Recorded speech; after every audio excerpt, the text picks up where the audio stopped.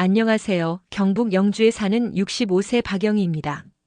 저는 젊은 시절 농촌에서 농사일을 하며 두 딸을 키워낸 어머니입니다. 뙤약볕 아래서도 아이들 웃는 얼굴만 보면 하루 피로가 씻기던 그런 시절이었죠. 그때는 정말 힘들었지만 지금 돌아보면 그래도 희망이 있었던 시간들이었어요.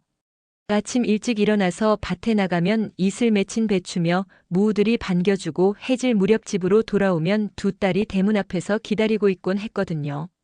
손톱 사이에 흙이 끼고 허리가 아파도 그 아이들 엄마 왔다 하며 달려와 안기는 순간이면 세상 모든 피로가 사라졌습니다.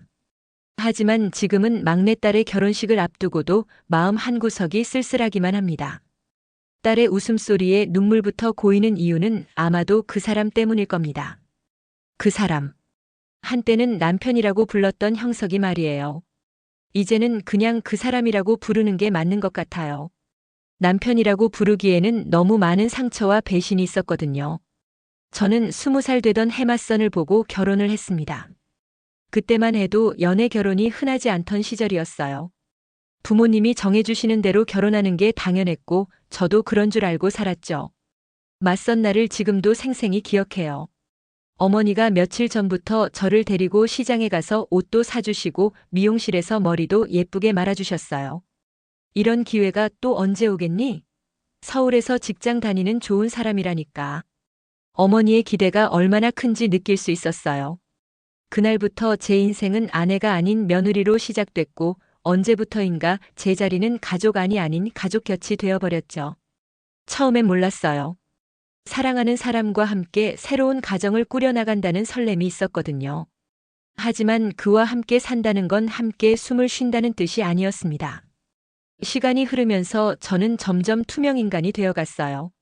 제 의견은 중요하지 않았고 제 감정은 고려 대상도 아니었죠. 그저 집안일을 하고 아이를 낳고 기르는 도구처럼 취급받았어요. 긴 세월을 지나 오늘 막내딸이 시집가는 날. 그 사람과 다시 마주했지만 우리는 서로를 보지 않았습니다. 아니, 보려고 하지 않았다는 게 맞겠네요. 너무 많은 상처가 있었으니까요. 제 이야기를 들으시고 따뜻한 위로와 격려 댓글로 부탁드립니다. 구독과 좋아요는 저에게 큰 힘이 됩니다. 막내딸 결혼식 날 끝내 웃지 못했던 이유에 대해 들려드리겠습니다. 서울에 있는 시댁집은 2층짜리였고 가족이 8명이나 함께 살았습니다. 남편, 시어머니, 시아버지, 두 시누이와 그 남편들, 조카들까지. 정말 북적북적한 대가족이었어요. 신혼방은 지하 다용도실을 개조한 곳이었습니다. 신혼부부니까 따로 방을 써야지라고 하시면서 주신 곳이었는데 겨울이면 곰팡이 냄새에 숨이 막혔고 여름엔 환기가 안 돼 문을 열면 바퀴벌레가 기어들었습니다. 처음엔 서울이라는 도시 자체가 신기했어요. 높은 건물들, 많은 자동차들, 시끄러운 소음들. 모든 게 시골과는 달랐죠. 하지만 시간이 지나면서 그 모든 것들이 저를 더욱 외롭게 만들었어요. 수많은 사람들 사이에서도 혼자라는 느낌이었거든요. 그래도 신혼 초엔 작은 설렘이 있었습니다. 남편과 함께 시장 가서 생선 하나 골라오는 것도 좋았고 비 오는 날 같이 전 부치며 웃던 시간도 있었습니다. 그때만큼은 정말 행복했어요. 아, 이게 결혼 생활이구나. 이렇게 살면 되는구나 싶었죠. 형석이도 처음엔 저에게 친절했어요. 시골에서 온 저를 위해 서울 구경도 시켜주고 백화점에 가서 옷도 사주고요. 시골에서 고생 많이 했지? 이제 편하게 살자라고 말해주기도 했어요. 하지만 그 모든 평화는 남편의 첫 조퇴 이후 깨졌습니다. 하루는 갑자기 퇴근한 남편이 어머니 방에서 한참을 이야기하더니 그날 이후로 남편은 저와 눈도 잘 마주치지 않았습니다. 무슨 이야기를 했는지는 몰랐지만 분위기가 확연히 달라진 걸 느낄 수 있었어요. 그전까지는 저녁에 함께 TV도 보고 이런저런 이야기도 했는데 그날 이후로는 형석이가 집에 와도 바로 방으로 들어가 버리곤 했어요. 밤이면 거실에서 쿵쿵 다투는 소리가 들렸습니다. 시어머니 목소리는 컸고 남편은 늘 예, 알겠습니다만 반복했죠. 목소리가 워낙 커서 지하방에 있는 저까지 들릴 정도였어요. 어느 날은 이런 말이 문틈으로 들렸습니다. 어차피 그 계집애는 밭일이나 시켜. 집안일도 버거운 거 티나잖아. 그 계집애가 저였습니다. 처음 들었을 때는 정말 충격이었어요. 제가 그렇게 못마땅하신 건가? 뭘 그렇게 잘못했나? 온갖 생각이 머릿속을 맴돌았죠. 그 뒤로는 제게 허락된 말이 점점 줄어들었습니다. 처음엔 식탁에서 함께 식사를 했는데 어느 순간부터는 식구들이 다 먹고 난 후에 혼자 먹으라고 하셨어요. 며느리가 어른들보다 먼저 먹으면 안 되지라는 이유였죠. 아침마다 찬밥 데워 시댁 식구들 밥 차리고 다 먹고 난 뒤 치우고 설거지하고 그제야 제 밥을 챙겼습니다.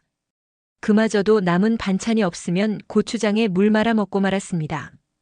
빨래는 손빨래로 해야 했고 청소는 매일 해야 했어요. 8명이 사는 집이다 보니 빨래도 산더미처럼 많았고 청소할 곳도 한두 곳이 아니었죠. 하루 종일 집안일만 해도 시간이 부족했어요. 그럼에도 불구하고 시어머니는 늘 뭔가 불만이 있으셨어요. 이것도 제대로 못하냐, 시골에서 뭘 배웠길래 이 모양이냐 하시면서 핀잔을 주셨죠. 이런 생활이 익숙해질 즈음 아이를 가졌습니다. 임신 소식을 들은 날 시어머니가 말씀하셨습니다. 이번엔 아들이겠지? 그럼 너도 대우받고 살게 될 거야. 그 말이 가시처럼 박혔습니다. 그럼 딸이면 대우 못 받는다는 말 아닌가요? 아직 태어나지도 않은 아이에게 벌써 성별로 차별을 두다니. 마음이 무거워졌어요. 결국 처자아이를 낳았고 예쁜 딸이었지만 시댁 반응은 싸늘했습니다. 딸이면 뭐해? 걔도 어차피 며느리 될 건데.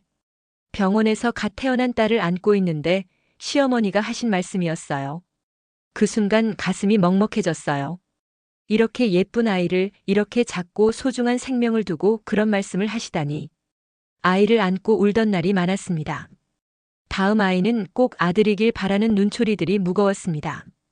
남편은 점점 말이 없어졌고 제게는 고생이 많다는 말 한마디도 없었습니다.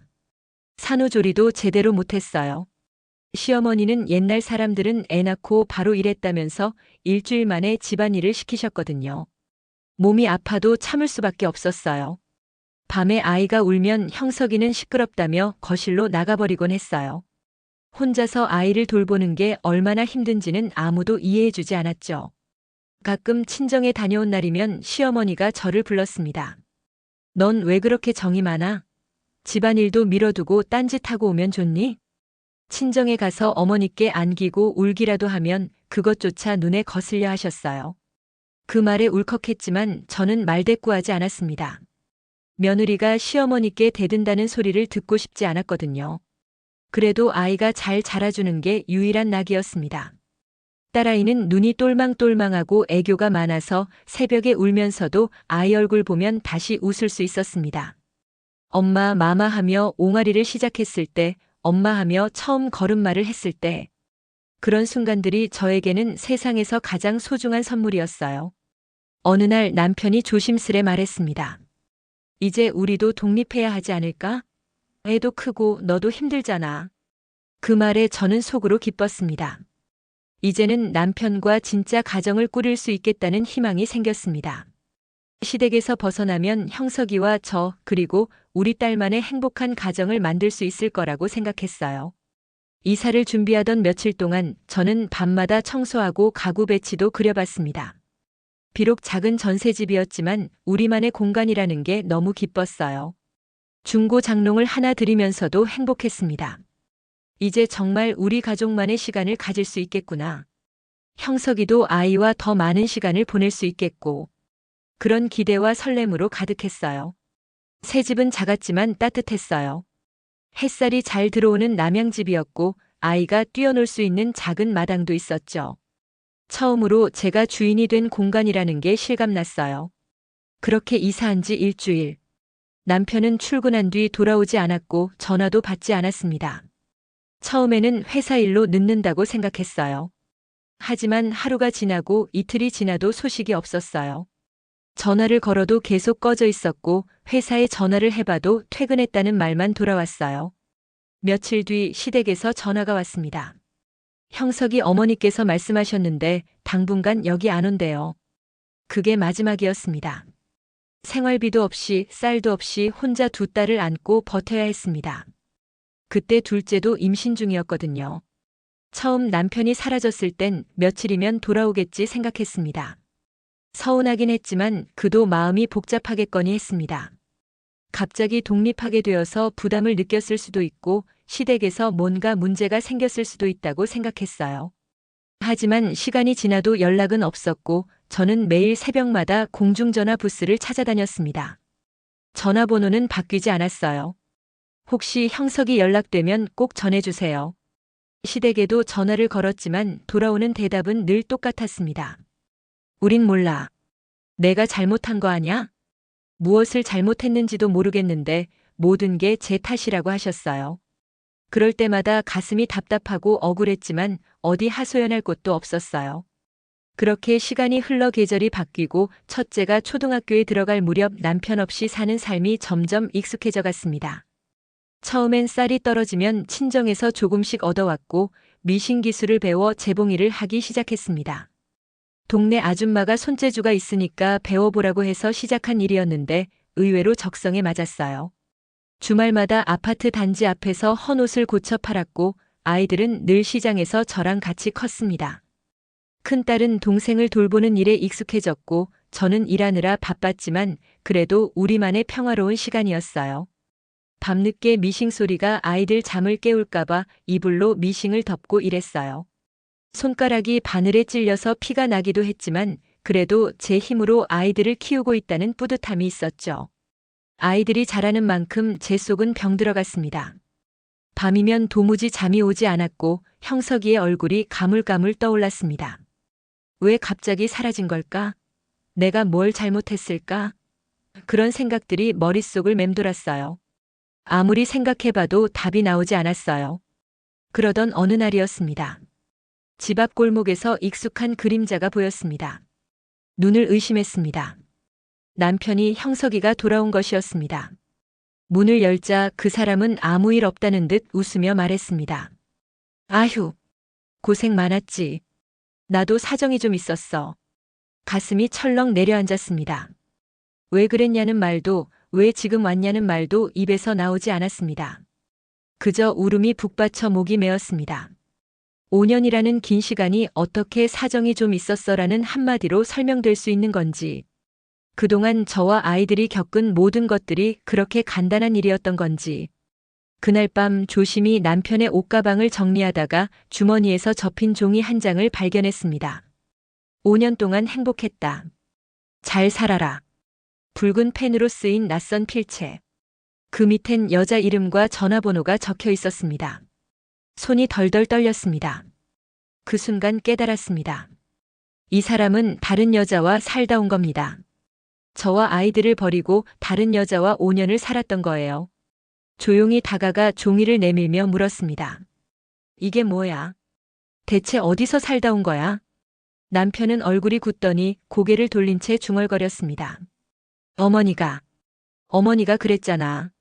아들은 낳아야 한다고. 그래서 눈앞이 캄캄해졌습니다. 그 말은 저를 대신할 여자를 얻었다는 뜻이었습니다. 딸만 낳는다고 그 이유 하나로 날 내쳤다는 겁니다. 그럼 그 여자는 뭐야? 아이는 있어? 그럼 지금 여긴 왜 온 거야? 분노에 찬 목소리로 따져 물었지만 형석이는 그 말을 끝까지 듣지 않았습니다. 갑자기 방을 박차고 나가더니 말했습니다. 나는 그냥 좀 쉬러 온 거야. 시끄럽게 굴지 마. 그 순간 모든 게 명확해졌어요. 저는 그저 쉬러 온 곳이었던 거예요. 피곤할 때 잠깐 들르는 여관 같은 존재였던 거죠. 그 후로 그 사람은 집에 거의 들어오지 않았습니다. 들어오더라도 밥 한 끼 같이 먹는 일 없이 문 잠그고 자고 새벽에 나가버리기 일쑤였습니다. 며칠 뒤 저는 큰 마음 먹고 시어머니를 찾아갔습니다. 그 앞에서 울며 말했습니다. 왜 그러셨어요? 제가 무슨 죄를 지었나요? 형석이 그렇게 만들고 싶으셨어요? 시어머니는 눈을 피하며 말했습니다. 내가 뭘 했다고 그래. 내가 무능하니까 그런 거지. 그 말을 듣는 순간 모든 게 이해됐어요. 시어머니에게 저는 처음부터 마음에 들지 않는 며느리였던 거예요. 딸만 낳는 무능한 며느리를 대신해서 아들을 낳아줄 여자를 찾으라고 하신 거였죠. 그날 집에 돌아오는 길에 눈물이 왈칵 쏟아졌습니다. 하염없이 버스 창밖만 보며 나는 도대체 무엇을 위해 살아왔나라는 생각뿐이었습니다. 그 긴 세월 동안 제가 받은 모든 차별과 무시, 그리고 외로움이 한꺼번에 밀려왔어요. 시골에서 올라온 무식한 며느리, 아들 못 낳은 쓸모없는 여자. 그런 시선들을 견디며 살아온 제 자신이 너무 초라해 보였어요. 버스에서 내려 집까지 걸어오는 길, 동네 아줌마들이 저를 보며 수군거리는 소리가 들렸어요. 저 집 남편 또 나갔다며? 아이고 불쌍해라. 그런 시선들이 더욱 저를 움츠러들게 만들었죠. 그 이후 형석이는 아예 그 여자의 집에 눌러 앉았습니다. 그 여자가 누군지 그때까지도 정확히 몰랐어요. 나중에 알게 된 사실이지만 그 여자는 형석이와 5년을 동거하며 살았던 여자였더군요. 아들도 하나 낳았다고 하던데. 아이들도 점점 아버지 얼굴을 잊어갔고 저는 다시 혼자였습니다. 하지만 이번엔 달랐어요. 첫 번째로 혼자가 되었을 때와는 다른 감정이었죠. 그때는 막막함과 절망이 컸다면 이번엔 분노와 원망이 더 컸어요. 그래도 아이들 앞에서는 울지 않았습니다. 혼자 있을 때만 베개를 껴안고 조용히 울었습니다. 괜찮아, 엄마는 안 무서워. 아이들이 잠든 밤 저는 그렇게 스스로를 다독였습니다. 하지만 사실 너무 무서웠어요.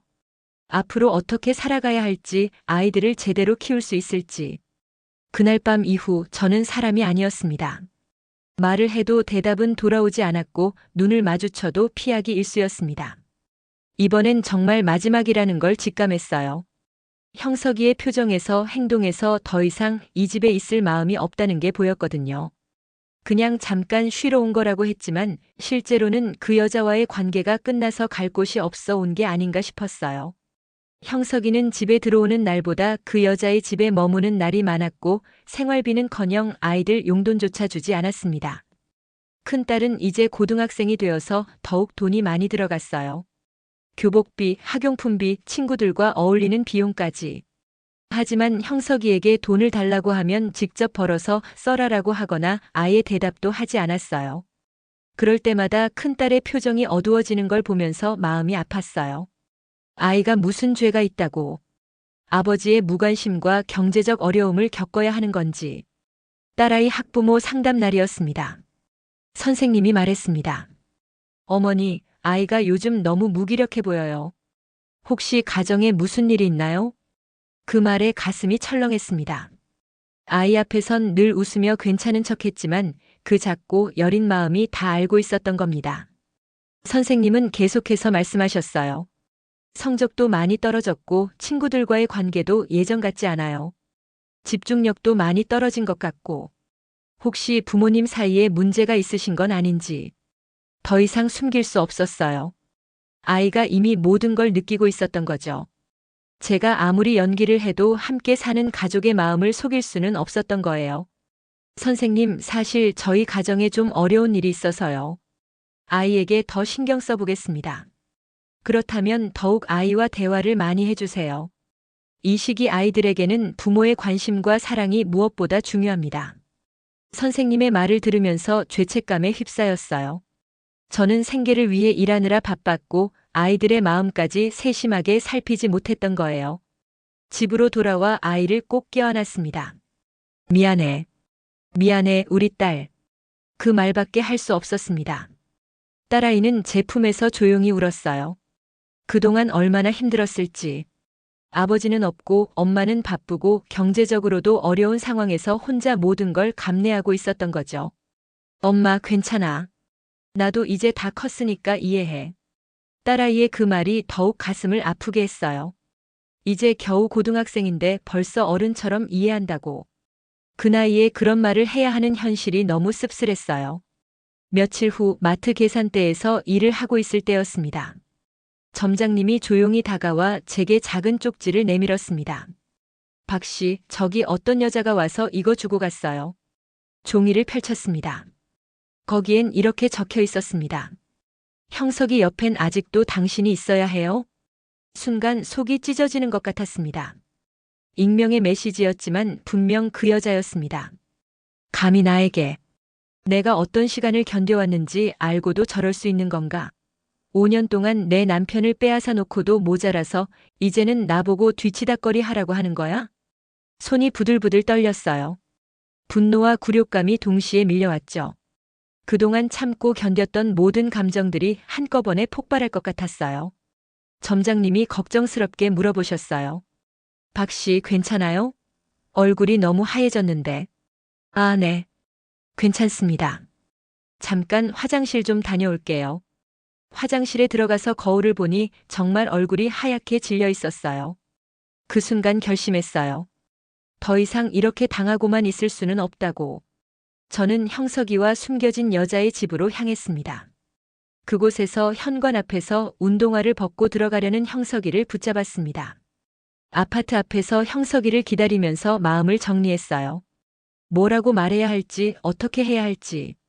하지만 막상 형석이를 보니까 모든 계획이 사라지고 그냥 감정이 폭발했어요.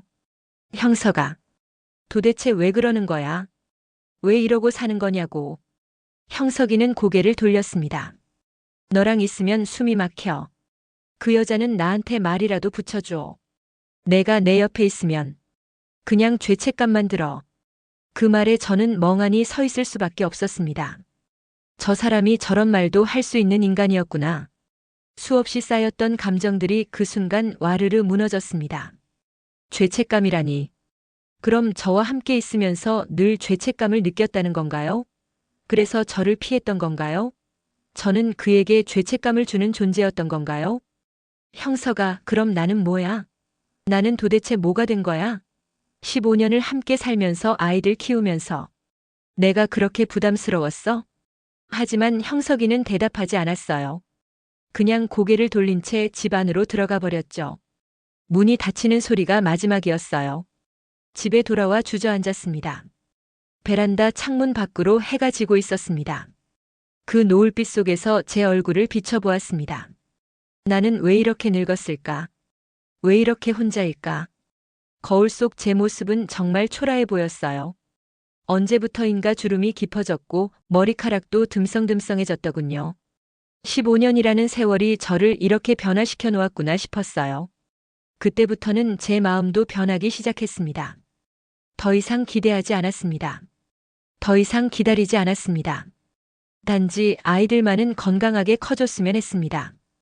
그 순간 깨달았어요. 그동안 저는 남편의 사랑을 받기 위해, 인정받기 위해 살아왔구나. 하지만 이제는 다르게 살아야겠다고 생각했어요.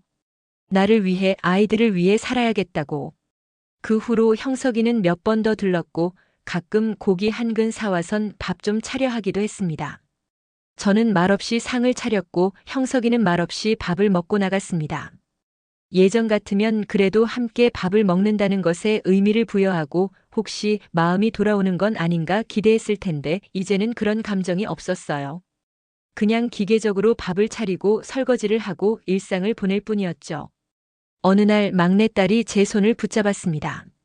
엄마, 우리 아빠랑 같이 사진 한 장만 찍으면 안 돼? 그 부탁에 저는 잠시 멈칫했습니다. 딸의 간절한 눈빛을 외면할 수 없었습니다. 막내는 언니와 달리 아직 아버지에 대한 그리움이 있었어요. 친구들은 모두 아버지와 함께 사진을 찍고 가족 여행도 가는데 자신만 그런 경험이 없다는 걸 알고 있었던 거죠. 엄마, 친구들이 가족 사진 보여달라고 하는데 우리는 아빠 없는 사진만 있잖아. 한 번만, 딱 한 번만 같이 찍으면 안 돼? 그 말을 들으니 가슴이 아팠어요.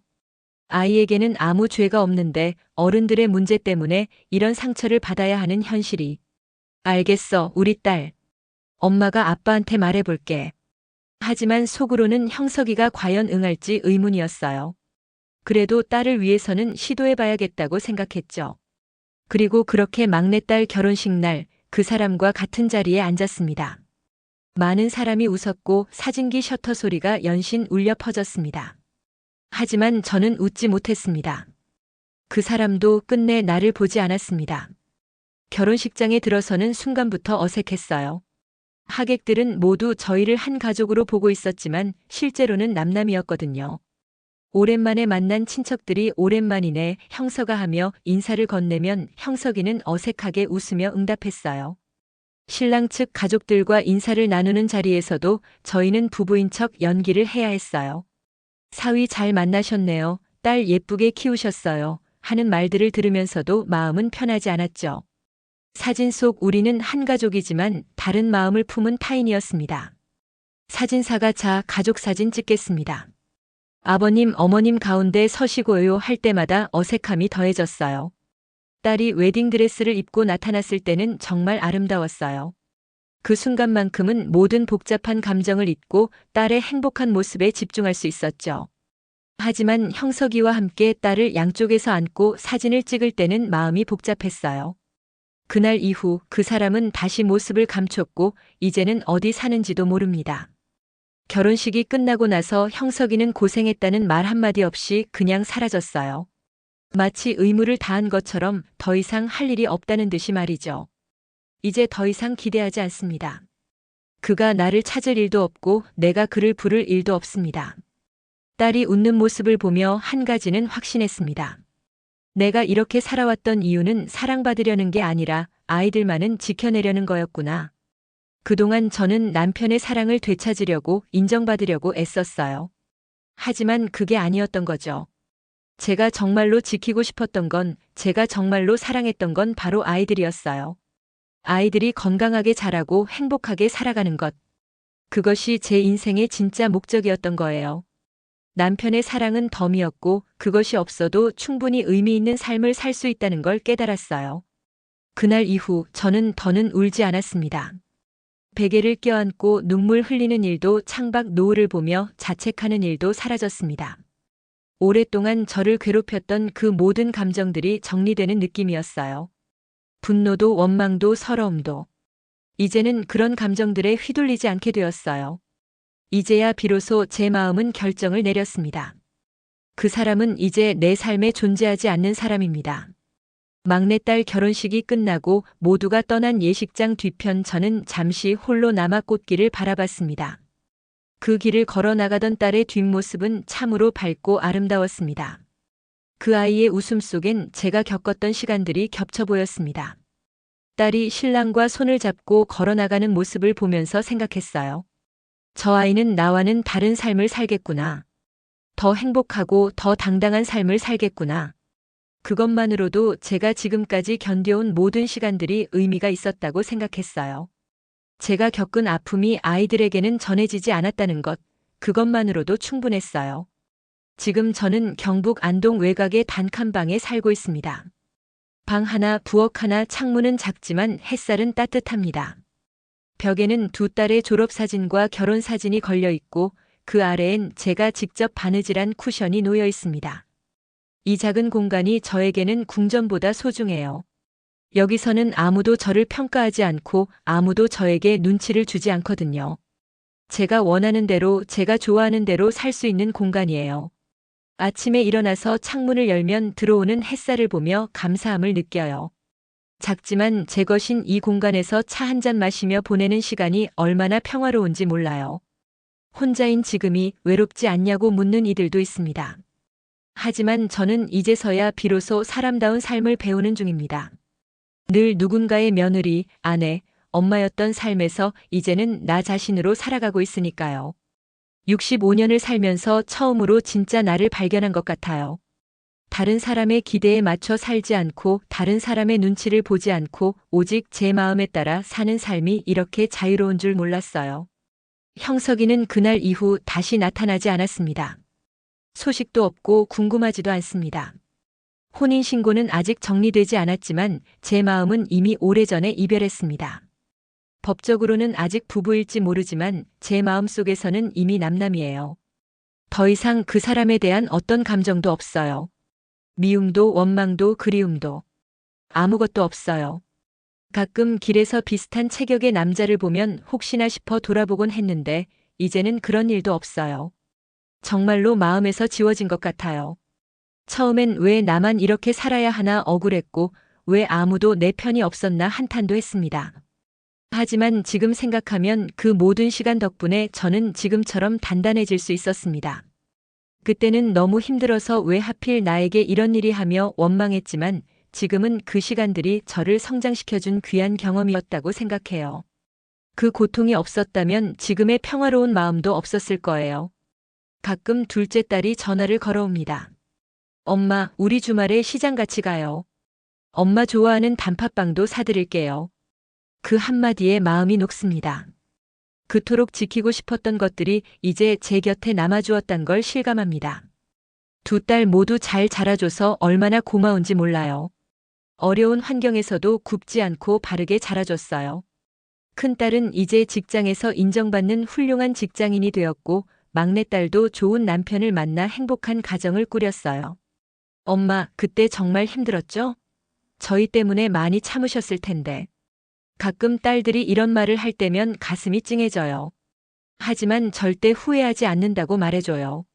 아이들을 키우면서 느꼈던 그 모든 기쁨과 보람이 고통보다 훨씬 컸거든요. 어느새 저는 누군가에게 의지하지 않아도 스스로를 보듬고 웃을 수 있는 사람이 되어 있었습니다. 비록 평생을 참으며 살았지만 이제라도 저는 제 삶의 주인이 되려 합니다.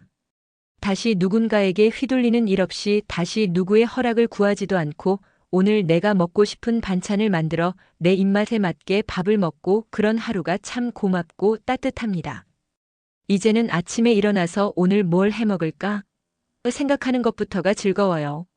누군가의 입맛에 맞춰야 한다는 부담이 없으니까 정말 제가 먹고 싶은 걸 만들 수 있어요. 가끔 이웃 할머니들과 함께 산책도 하고 동네 경로당에서 다른 분들과 이야기를 나누기도 해요.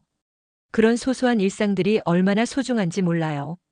시장에 가서 좋아하는 과일을 고르고 작은 화분에 꽃을 심고 저녁에는 좋아하는 드라마를 보면서 차 한잔 마시는 그런 평범한 일상이 이렇게 행복할 수 있다는 걸 처음 알았어요. 인생은 누군가를 위해 참고 견디는 게 아니라 나 자신을 위해 살아가는 거라는 걸 이제서야 알게 됐습니다. 이 깨달음이 얼마나 소중한지 몰라요. 65년을 살아오면서 처음으로 진짜 제 인생을 사는 기분이에요. 남의 눈치를 보지 않고 남의 기대에 맞추려 하지 않고 오직 제 마음이 원하는 대로 사는 삶이 이렇게 자유롭고 평화로울 줄 몰랐어요. 지금 힘든 시간을 겪고 있는 누군가에게 이 말만은 꼭 전하고 싶습니다. 절대 자기 자신을 잃지 마세요. 남편이 사라졌을 땐 세상이 무너지는 줄 알았지만 지금은 알겠습니다. 그 자리에 내가 있었기에 그 시간도 지나간 거라고요. 그때는 정말 절망적이었어요. 어떻게 살아가야 할지, 아이들을 어떻게 키워야 할지, 앞으로 뭘 하며 살아야 할지. 모든 게 막막했어요. 하지만 지금 돌아보니 그 모든 시간들이 저를 더 강하게 만들어준 거더라고요. 혹시 지금 저와 비슷한 상황에 계신 분이 있다면 너무 자책하지 마세요. 당신 잘못이 아니에요. 그리고 지금이 끝이 아니라는 걸 꼭 기억해 주세요.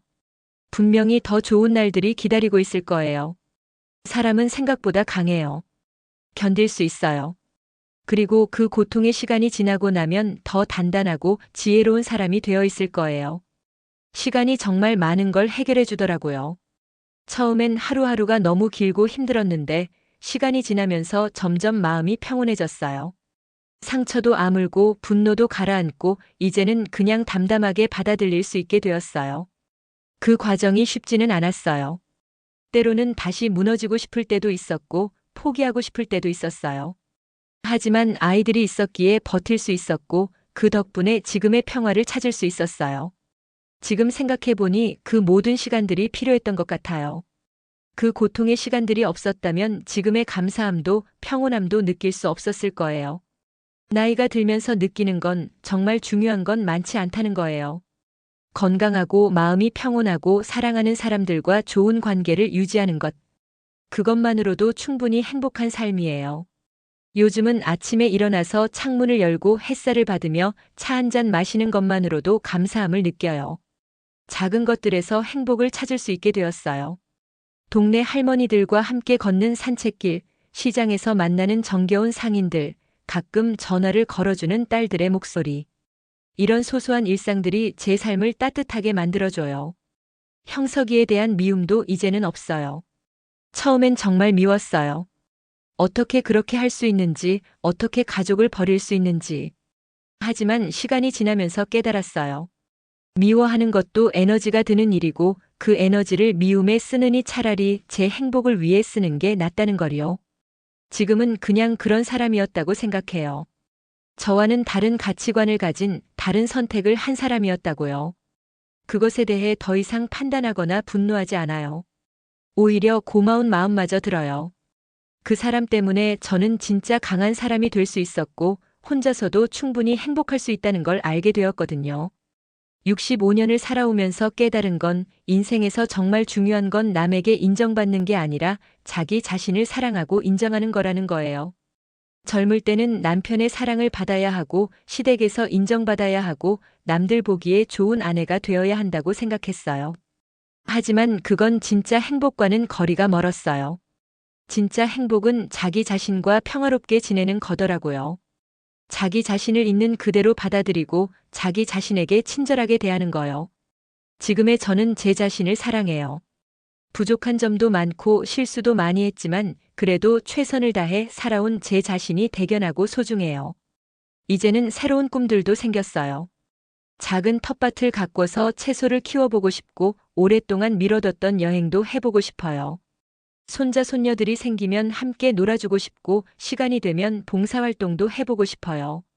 65세라는 나이가 끝이 아니라 새로운 시작이라고 생각해요. 이제까지는 다른 사람을 위해 살았다면 앞으로는 진짜 제 자신을 위해 살고 싶어요. 건강한 몸과 평온한 마음으로 하고 싶은 일들을 하나씩 해나가고 싶어요. 늦었다고 생각하지 않아요. 지금이 제 인생에서 가장 자유로운 시간이니까요. 돌이켜보면 정말 힘든 시간들이었지만 그 모든 경험들이 지금의 저를 만들어준 것 같아요. 만약 그때 다른 선택을 했다면, 다른 길을 걸었다면 지금의 평온함도 없었을 거예요. 아이들도 잘 자라줘서 감사하고 지금의 건강도 감사하고 이 작은 집도 감사해요. 예전에는 부족한 것들만 보였는데 지금은 가진 것들에 감사할 수 있게 되었어요. 무엇보다 제 자신에게 감사해요. 그 힘든 시간들을 포기하지 않고 견뎌낸 제 자신이 정말 대견해요. 저의 긴 이야기 끝까지 들어주셔서 감사합니다. 혹시 이 이야기에서 위로를 얻으셨다면 댓글로 여러분의 마음을 들려주세요. 비슷한 아픔을 겪으신 분들의 이야기도 저는 진심으로 듣고 싶습니다. 혹시 지금 힘든 시간을 보내고 계신 분이 있다면 꼭 기억해 주세요. 이 시간도 지나갈 거라는 걸요. 그리고 그 시간이 지나고 나면 더 강하고 지혜로운 사람이 되어 있을 거라는 걸요. 절대 포기하지 마세요. 자기 자신을 잃지 마세요. 당신은 생각보다 훨씬 강한 사람이에요. 그리고 당신에게는 분명히 행복할 자격이 있어요. 인생은 길어요. 지금이 힘들다고 해서 계속 힘든 건 아니에요. 분명히 더 좋은 날들이 기다리고 있을 거예요. 마지막으로 가장 중요한 건 다른 누구도 아닌 바로 당신 자신이라는 걸 잊지 마세요. 당신의 행복을 가장 먼저 생각하고 당신의 마음을 가장 소중히 여기세요. 구독과 좋아요는 저에게 큰 힘이 됩니다. 다음 이야기에서 또 뵙겠습니다. 여러분 모두 행복하세요. 감사합니다.